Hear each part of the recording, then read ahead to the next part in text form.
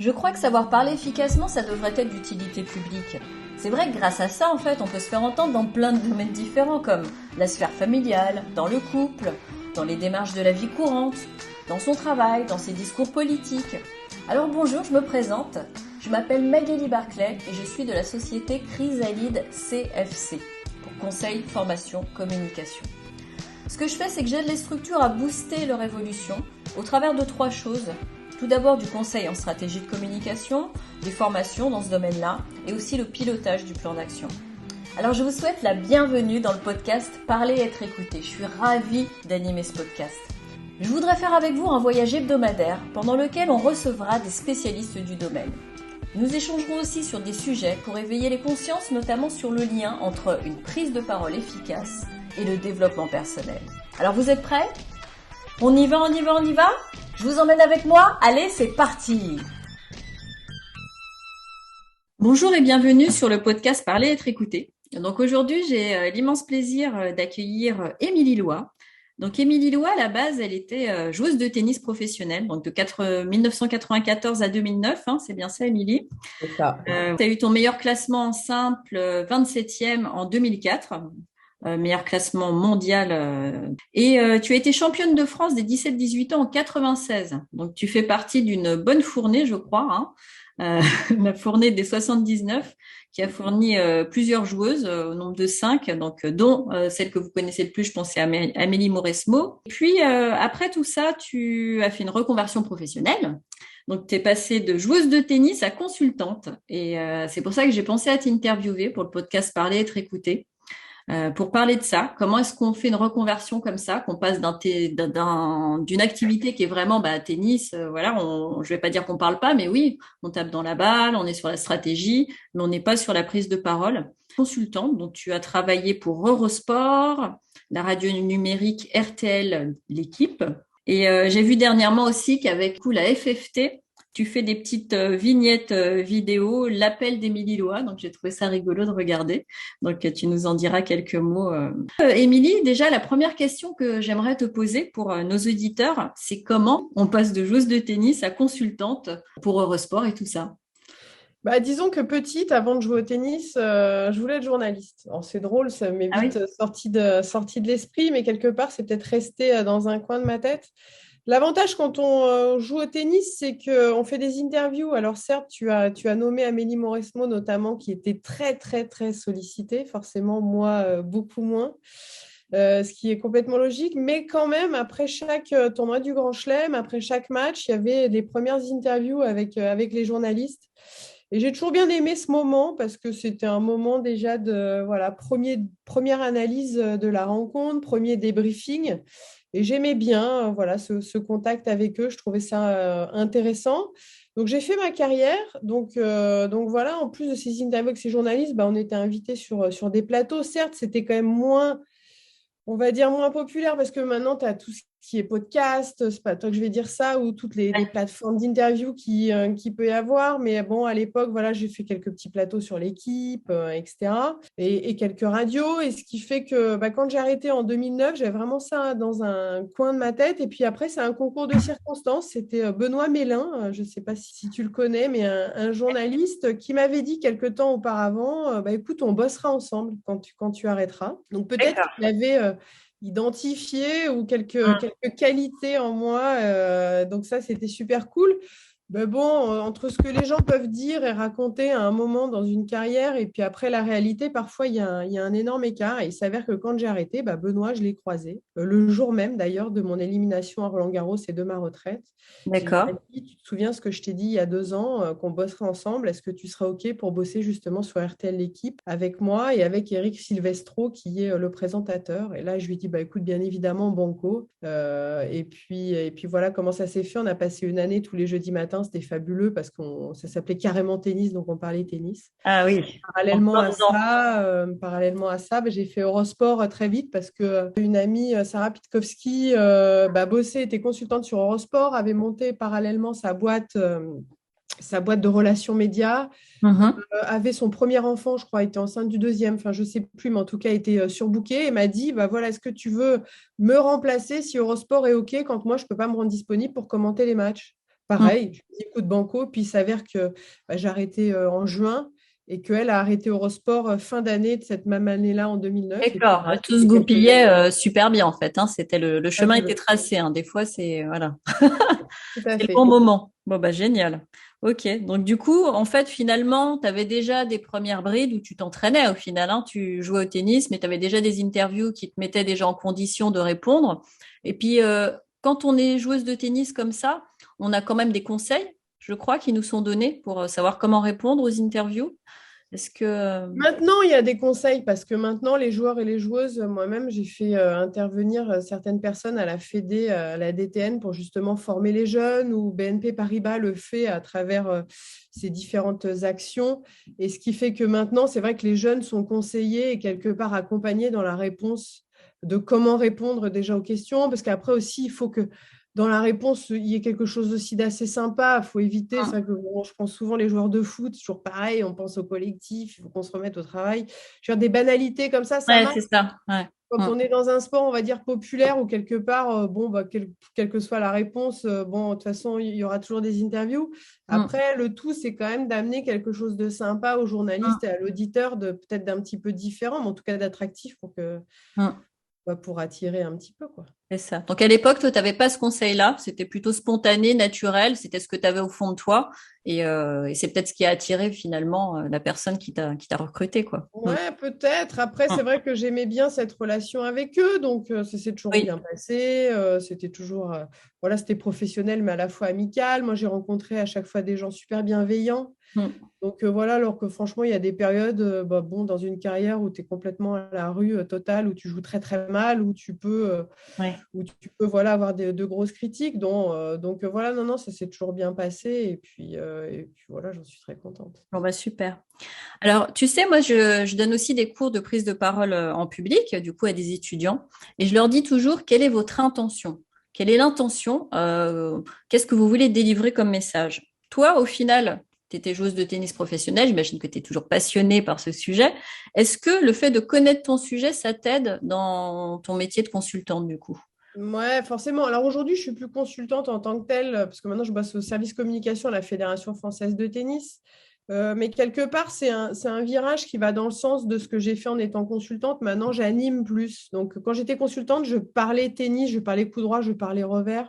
Oui, J'estime qu'à un moment donné, au début, ça va parce que tu t'es fraîchement retraité, donc tu es encore vraiment au contact du tennis. Je trouve que très vite, à partir du moment où tu pratiques plus, même si tu connais le sport, je trouve que tu es un peu moins, je sais pas, un peu moins précise. Et puis, voilà, commenter des Djokovic, des Federer et tout, je me sentais quelque part pas trop à ma place, quoi. J'étais un peu d'accord. gênée par rapport à ça. Donc, assez vite avec Eurosport, après, on n'est pas allé au-delà, mais j'ai voulu passer du côté journaliste, c'est-à-dire en gros, bah, faire de la présentation et mettre en avant, en fait, mon consultant, enfin, le consultant. Et aujourd'hui, D'accord. c'est ce que je fais à la Fédé de tennis d'une manière sûrement différente. Donc, je fais les fameux appels d'Émilie que tu as évoqués en introduction, où Oui, là, je mets en avant les joueurs et les joueuses qui ont bien joué la semaine qui précède l'interview. Et sinon, je fais pas mal d'animations, que ce soit en interne, de présentation. Là, il va y avoir, il y a eu comment ça s'appelle, la FFT en direct avec le président de la Fédération française de tennis et la directrice générale et des journalistes.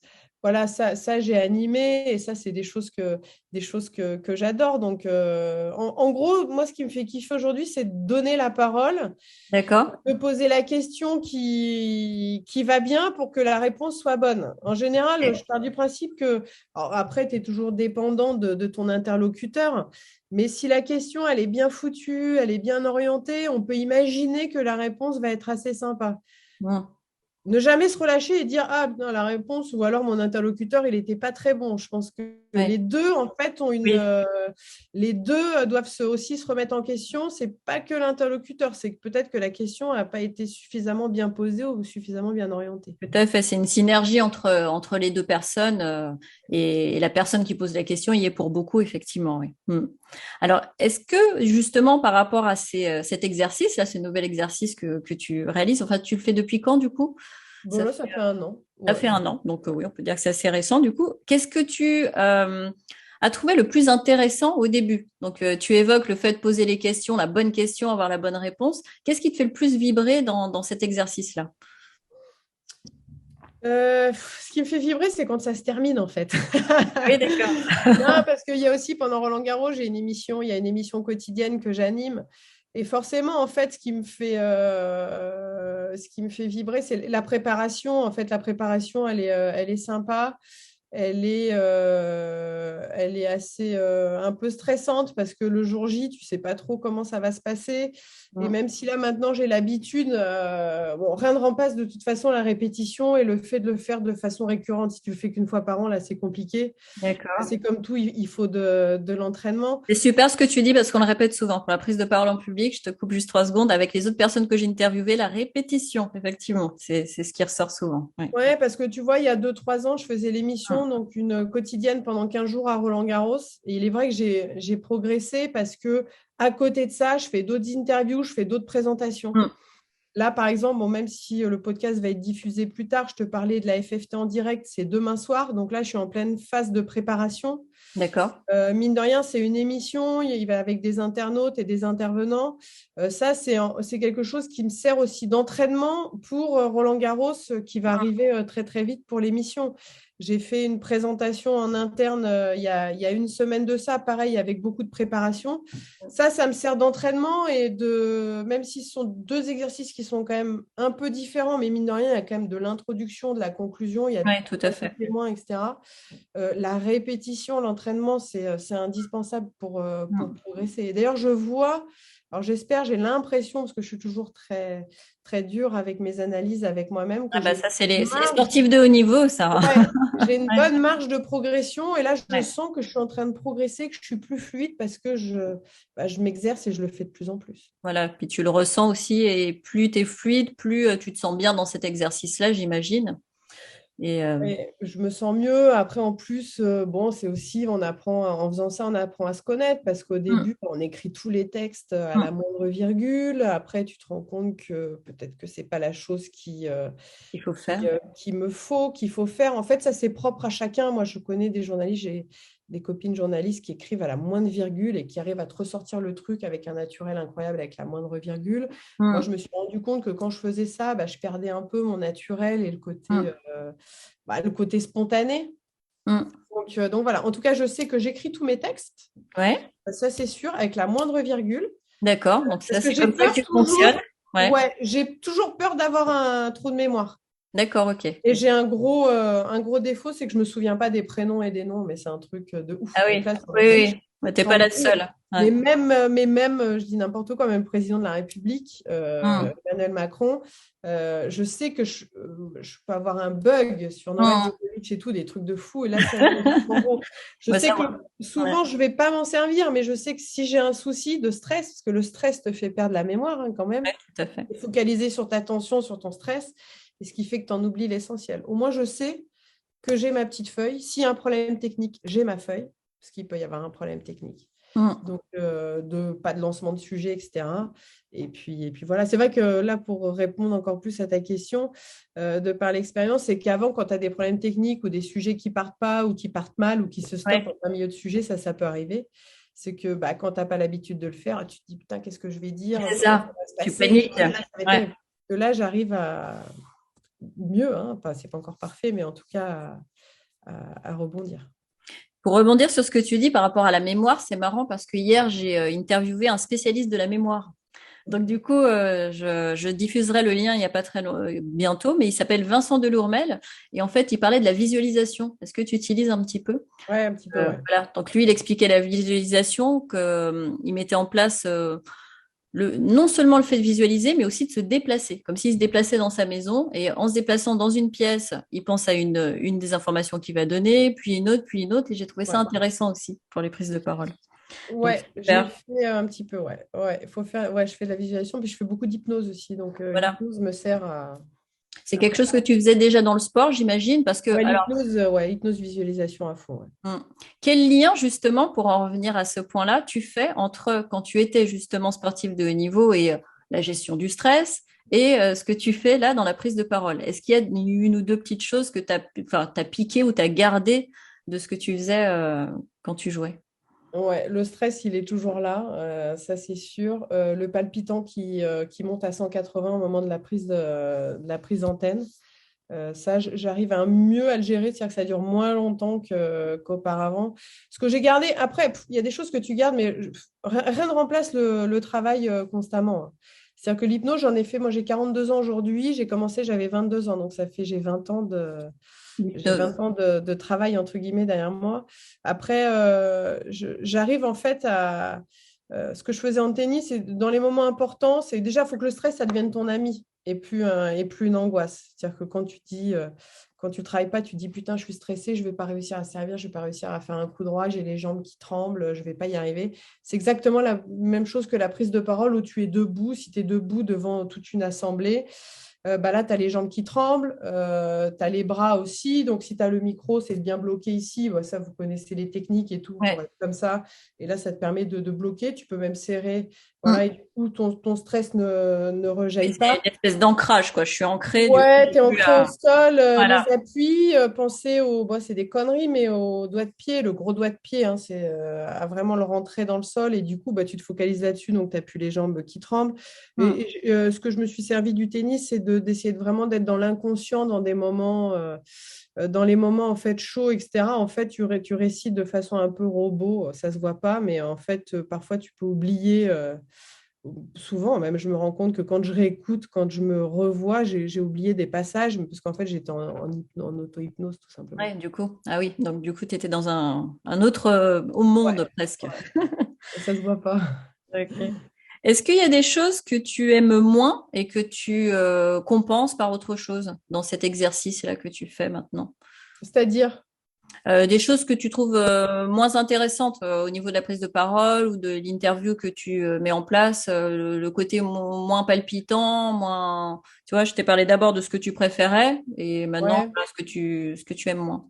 qu'est-ce que j'aime le moins? Si, il y en a, hein, peut-être que rien que Ouais, peut-être ce que j'aime le moins, c'est faire des sujets, hein, c'est différent, mais des sujets vidéo sur des thèmes qui m'excitent moyen. d'accord. Vraiment, ce que j'aime, c'est à la limite, vraiment ce que j'aime, c'est faire parler l'autre et l'écouter et de ressortir en fait une ou deux anecdotes ou deux trucs sympas qu'il a raconté. Et ça, j'adore. Par exemple, des Alizé Cornet, c'est fabuleux. Ouais. Tout ça, il y a vraiment des gens qui sont canons, à Ouais. interviewer. C'est ce que j'aime moins. Dans l'interview, j'aime à peu près tout. Ce que j'aime moins, c'est ouais, dans l'interview, les sujets qui me passionnent moyen. D'accord, ok. Oui, bah parce que du coup, là, tu es moins dans l'intention de, voilà, d'être Ouais, animé par ton sujet. Toi, t'es moins ouais, je suis animé par moins ça. animée. Du coup, bon, maintenant j'ai quand même plus de billes et je suis Voilà, quand même un peu plus armée. c'est ça. Tout ce qui est bilan carbone, etc., j'ai pu faire avec notamment le président du tournoi, directeur du tournoi de Strasbourg, de Gelen, Ouais. lui, un événement 100% éco-responsable. Je l'ai fait en podcast d'ailleurs pour mon podcast perso. J'ai adoré parce que du Ah, coup, j'ai voilà, appris des choses. c'est ça, J'ai tout appris des à choses. fait. Donc, le fait, alors c'est vrai que je me contredis un peu, mais le fait d'avoir plus de maîtrise un peu, je commence à être Non, je comprends ce que tu dis. Pour moi, passionnée, je sais pas, mais ouais. ouais, ouais, pour moi, c'est pas une contradiction. C'est ce que je dis souvent, c'est que plus on maîtrise son sujet, meilleur on est au final. Donc, au Ouais, fur et à donc des mesure fois, où on ça devient une maîtrise, contrainte. voilà, quand on maîtrise pas et qu'on aime moins bien, mais après, quand on y trouve un intérêt, ben, peut-être que Ouais. effectivement, on est meilleur. Bah, écoute, Émilie, merci beaucoup en tout cas. Bah, merci à toi. Ouais, pour toutes ces questions, pour tous ces éléments qui, je pense, seront intéressants pour nos auditeurs. Donc, d'habitude, je commence toujours par la petite histoire de comment je connais les personnes. Et puis là, j'ai oublié, donc je vais le faire à la fin, hein, c'est pas grave. Vas-y. Donc, moi, j'ai travaillé du coup avec ton mari à la Ligue de Hauts-de-Seine de tennis et j'ai eu l'idée, je me suis dit, bah tiens, ce serait intéressant d'interviewer Émilie, d'autant plus qu'on est voisines maintenant depuis quelques temps. Et du coup, une passion commune qui est le tennis. Et voilà, j'avais interviewé une autre personne qui s'appelle Eric Allard, qui a parlé aussi du rapport entre le sport et la prise de parole, puisque lui, il était entraîneur de champions, enfin, il a emmené l'équipe de bobsleigh, pardon, française aux Jeux Olympiques. Et du coup, il est devenu conférencier. Donc, c'est toujours intéressant aussi de faire le rapport entre des gens qui ont été sportifs de haut niveau et la prise de parole. Et là, voilà, je pense que les auditeurs pourront en retirer quelques éléments. Et après, je pense, pour terminer, si je peux me permettre d'ajouter quelque chose, c'est que j'ai rencontré des gens qui n'étaient pas du tout à l'aise sur la prise de parole, parce que c'est compliqué, hein, attention, parce que quand Ouais. on parle devant même 10 personnes, parfois même 2 personnes, c'est jamais évident, que ce soit une présentation ou une prise de parole. Moi, je suis persuadée, intimement convaincue que ça se travaille. Alors, certes, c'est dur parce qu'il y a aussi une forme Ce qui est compliqué, c'est que quand on se vautre ou qu'on n'y arrive pas, et après, il y a la confiance en soi qui en prend un coup. Du coup, tu te dis, putain, je suis pas bonne, ou je suis pas Mm, bon, je suis pas à l'aise. Du coup, tu as une tendance à avoir des critiques et puis d'avoir une image de soi qui mm. est pas dingue. Et c'est ça qui est hyper dur dans cet exercice, c'est que c'est quelque chose qui se voit et qui s'entend. Donc, c'est dur pour les gens de se dire, mais attends, mais là, je suis vraiment pas bon, je suis pas bonne. Et du coup, bah, ton ego en prend un coup. Moi, Mm. je suis persuadée qu'en le travaillant, alors certes, ça demande du temps, ça demande du travail, c'est des trucs tout cons, mais de se regarder devant sa glace et de le faire déjà avec soi-même devant la glace. Franchement, tout le monde, hein, je suis intimement convaincue pour progresser. Et puis une fois que tu y arrives un peu, bah, du coup, je trouve que tu as une estime de toi qui est, et un Meilleur. regard sur soi-même qui est meilleur. Donc voilà, pour moi, quel que soit le niveau que les gens ont, le travail, c'est compliqué. Et accepter en fait d'être pas bon devant les autres. Parce que Mm. moi-même, je fais des formations tous les ans pour rester à niveau. Putain, je me prends des trucs de stress. Ah oui. Et devant des gens, parce que je dois faire un duplex. Tu sais, duplex, c'est pas un truc Ouais, ouais, hyper, simple. Ouais. hyper simple. Et du coup, de se mettre en difficulté devant des gens, c'est dur. Mais en fait, il faut passer ce C'est cap-là ça. pour ensuite être meilleur et y arriver. Voilà. Sortie de zone de confort. Ouais, tout à fait. Mais c'est pas facile. C'est ça. C'est Bon, tout. bah merci pour ce conseil, le Pas de conseil de rien. vie. Et du coup, merci à toi. À Et puis, bientôt. je te dis à très vite. Au revoir. Bonne continuation. Ciao, ciao. Merci. Bye bye. Parler et être écouté, le podcast qui dévoile les clés d'une parole écoutée et pas qu'entendue.